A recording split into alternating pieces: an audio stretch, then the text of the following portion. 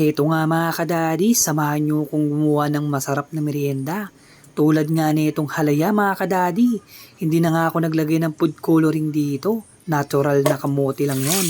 Pero nga mga kadadi ay hugasan lang natin itong kamote.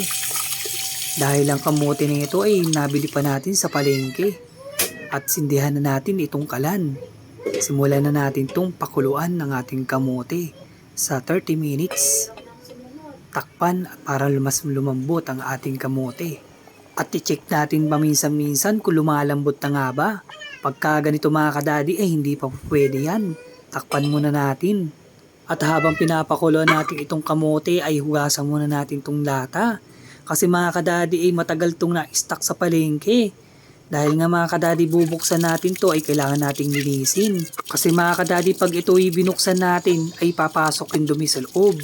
At magkakaroon ng bakterya. Kaya yun ang iniiwasan natin. Pagkahugas nga mga kadadi ay check na natin tong kamote kung malambot na. Yan nga mga kadadi at napakalambot na at okay na po yan sa atin. Taray hanguin na natin at ilagay na natin sa lagayan mga kadadi. Para mamekos-mekos na natin yan. Dito mga kadadi ay minikos-mekos lang natin hanggang sa madurog. Para mamaya mga kadadi pag hinalo natin to ay lalapot agad. Pagka ganyan mga kadadi napakalambot napakainam haluin at napakagaan. Pagka ganito ay goods na. At ilagay na natin tong ibap mga kadadi.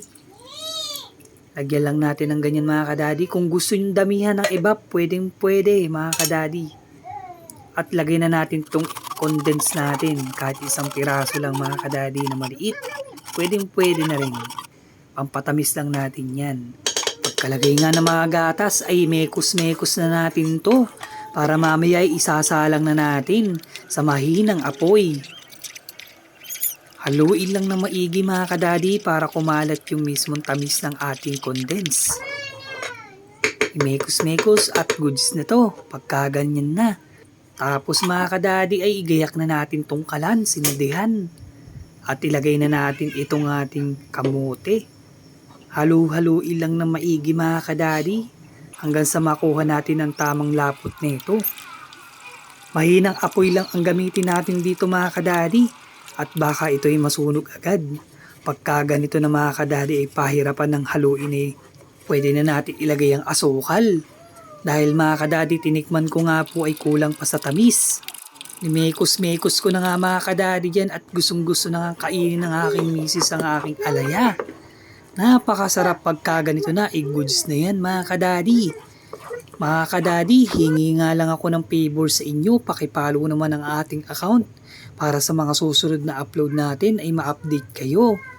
At maraming salamat sa mga bagong followers natin dyan at sa mga masugid natin followers. Kaya nga mga kadadi ay nilalagay ko na sa lagayan. Pwede natin to nga pala mga kadadi gawing negosyo. 168 nga lang po pala ang bili ko rito. Pwede nyo itong ibenta ng 120 sa ganitong kalaking lalagyan. Makakabawi-bawi na rin kayo mga kadadi at makakapag-isip pa kayo ng pwede nyong ihalo rito.